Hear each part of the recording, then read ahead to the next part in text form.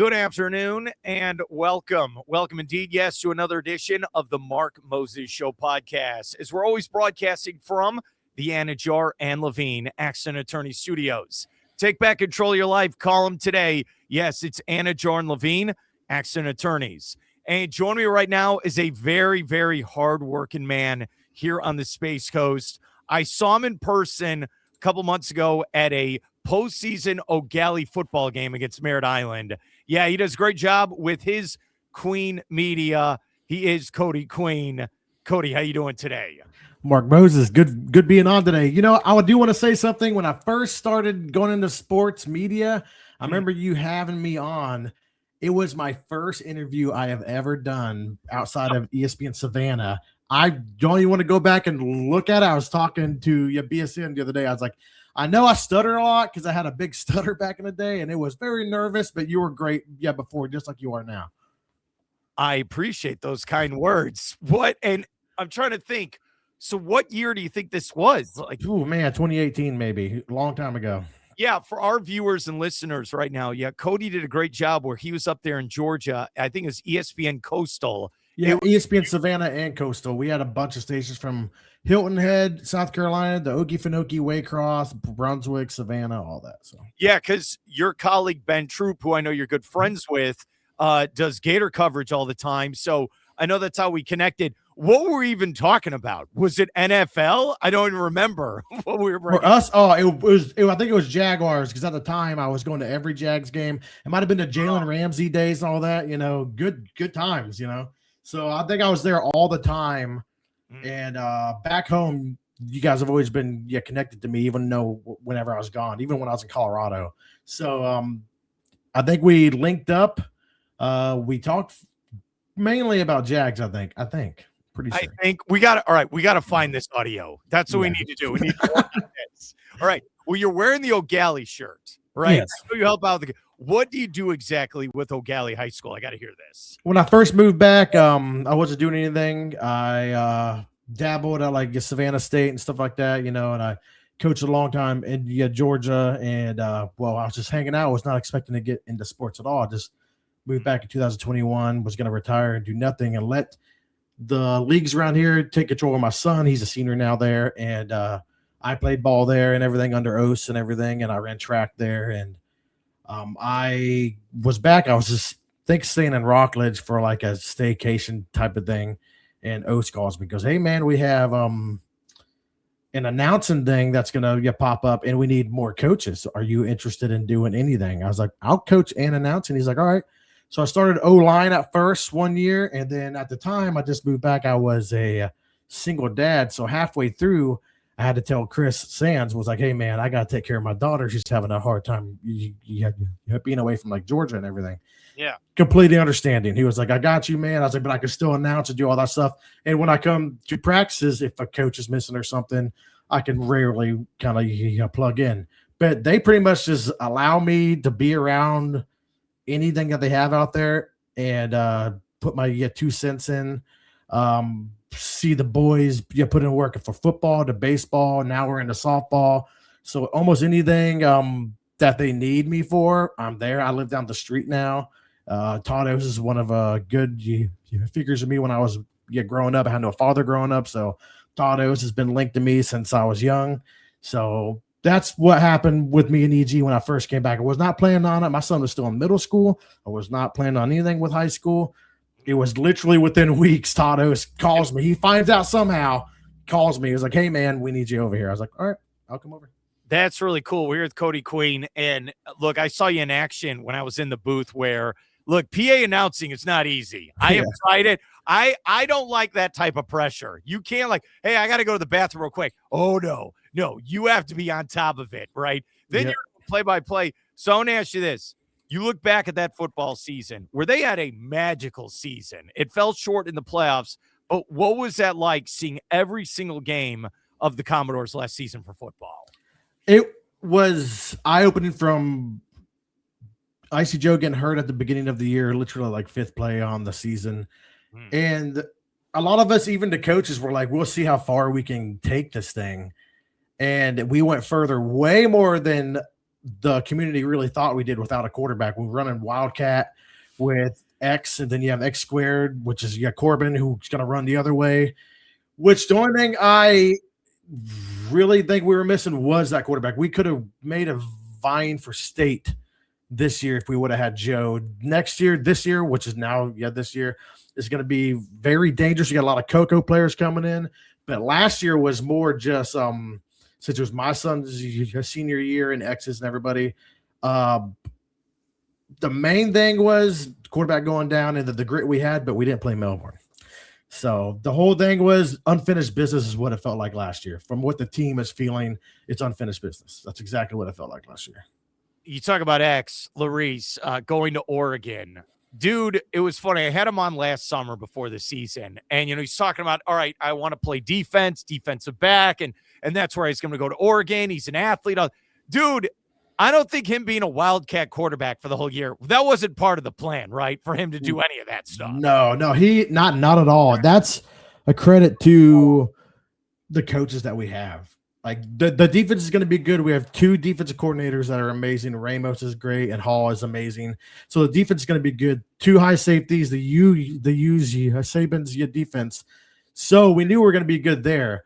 We did not play on a Wildcat offense at all. We had a spread offense. We were throwing the ball a lot. We were going to run up the middle with Juju and everything, which congratulations to him. He just got a offer right before a signing day or something like that. So a lot of boys got signed last year, but we weren't expecting that at all. So we have Trent Guy, who is former Carolina Panthers player, like Louisville great. He's our offensive coordinator. So we knew right away if we have any kind of athletes, he's going to find the best way of doing it. I wasn't surprised that the Wildcat worked as well as it did with the schemes that we run, but we weren't expecting it at all. We were not going to be a run first. We weren't going to have X actually out there much on offense. He was going to stay on defense and do his thing, especially with your captain Rowe over there being a corner. He's a young phenom. He's a freshman. So the defense was going to be good and the offense was going to be very good. We're supposed to have multiple 1,000-yard receivers, but that didn't happen. We had multiple 1,000-yard rushers instead. So, dude, that game against Merritt Island, yes, it was one of those where the Mustangs played great.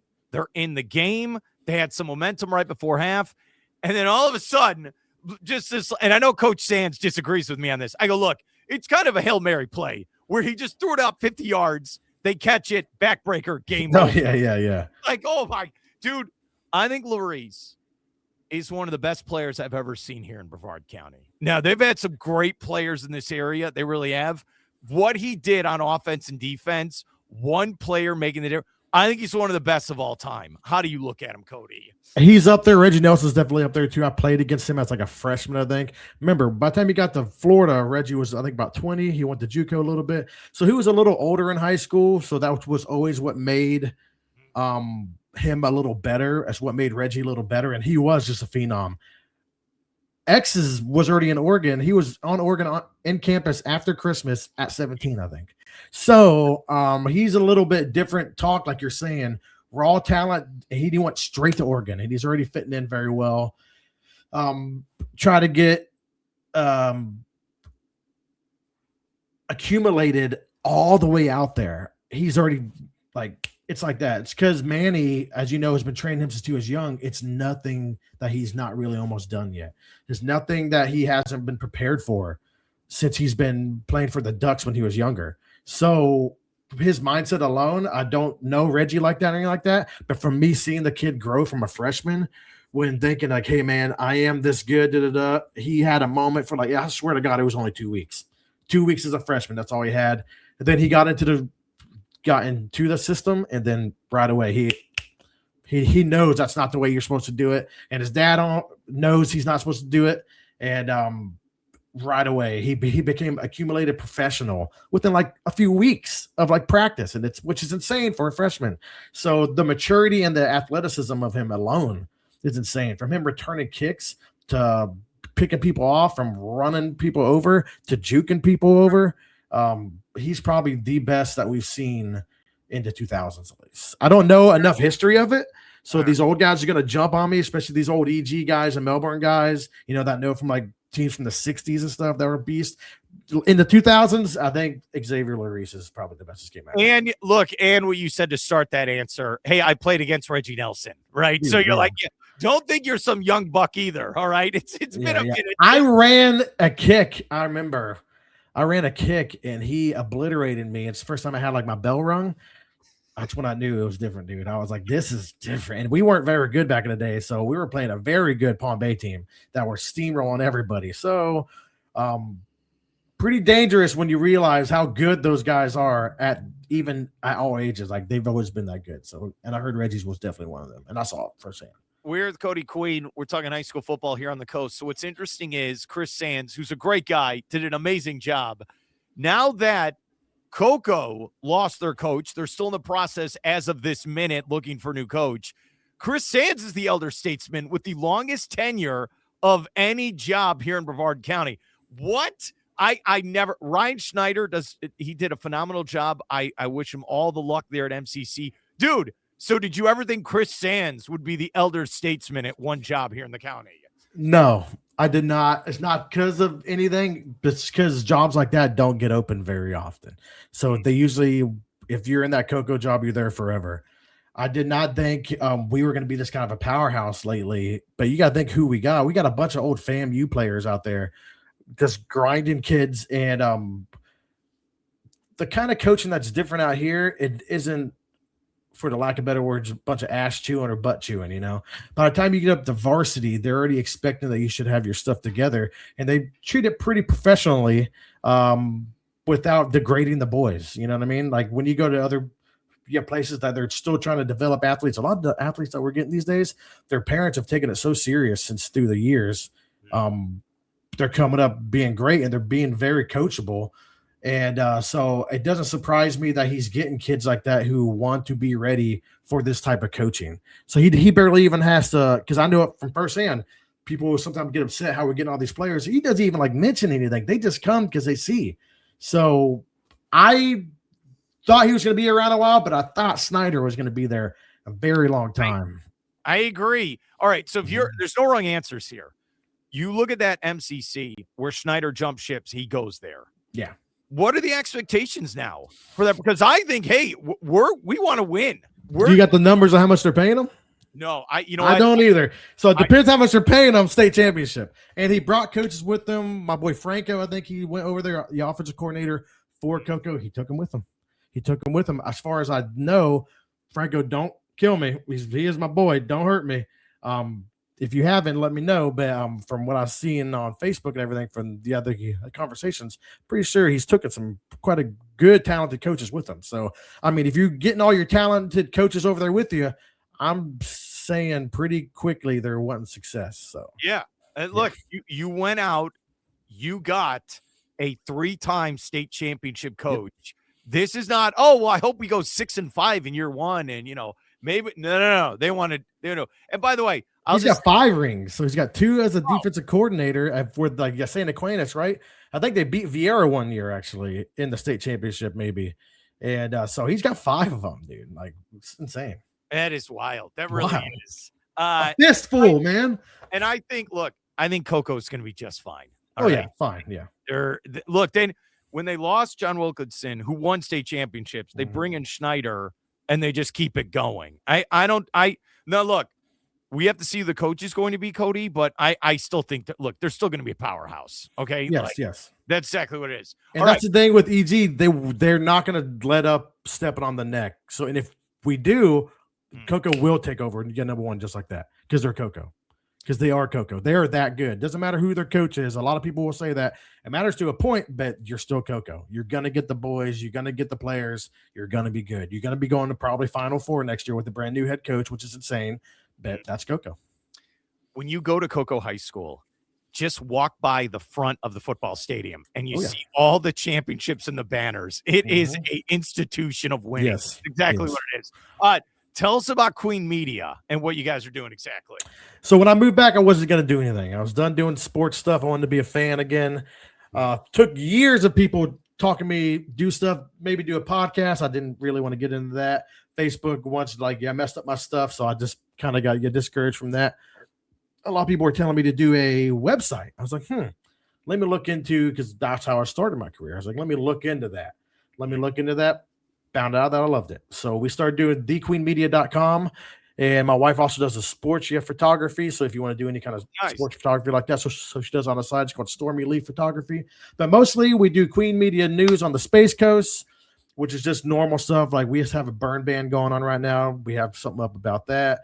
Local elections, very independent, not taking a side, just knowing who's running and what they're going for. And then we have the sports side from UFL. Like we just got accepted to go to the UFL games, which is very, very appreciated. And trying to do more NFL thing, because here is such a mixture of teams, Jags, Bucks, and Miami. We're definitely in the middle of everything. So there's plenty of stuff to cover. I feel like this is fun. I do little columns, so it's very fun to do. I try to do high school stuff a little bit. Try to stick to varsity and everything. But we do a little bit of rankings, and so right now it's just a little bit of fun at thequeenmedia.com. So besides that, we're gonna get some podcasts going. We got one going lately. It's the Space Coast Sports Podcast. So, okay. But besides that, just having fun with it. You know? All right, we're gonna have fun with this. Who is your NFL team? Broncos. I was born in Colorado Springs. I was raised here in Melbourne, though. So, yep, Broncos, baby. Look, I'm still upset over that AFC Championship game. It would have been a whooping if we would.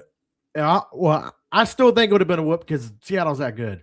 I feel like we would have lost to them in an embarrassing manner like we did before. It would have been a difference of us going to the Super Bowl, again, for like Broncos 9th or 10th time. But we would have lost to Seattle. All right. Here's the question. Yeah. If you have Bo Nix healthy, do you kill New England in that AFC title? Yes, because his legs. Yeah, Stidham had that one run at the beginning in the snow. Bo can actually run, and that's our big thing. We'll get a 3rd and short, but Bo can get those 2 yards. Just a little bootleg to the right or something like that, bootleg to the left. So if you had Bo Nix in the Super Bowl, it's a football game, isn't it? It's a better football game, but we still lose by 10, I think. Seattle's that good. Look, every NFL fan base has some of their worst losses that you'll never forget. I really feel like, and I respect you when I say this, if you would have beat New England in that snowstorm with the backup quarterback, it would have been one of the greatest top 5 wins ever in the history of the Broncos. And even if you would have gotten killed in the Super Bowl, it still would have been worth it. It would have been up there with the Demaryius Thomas Tebow. I was there for that one in Denver. I was living in Colorado. That was huge playoff win. That would have been almost no one gave us a chance. That would have been almost the same thing. So I understand. You lose 10-7. You don't have your starting quarterback. So then you go in the offseason and Sean Payton fires everyone. Well, and it wasn't just that. He didn't kick the field goal at the beginning. It was also Sean's fault a little bit too. He's not a perfect human.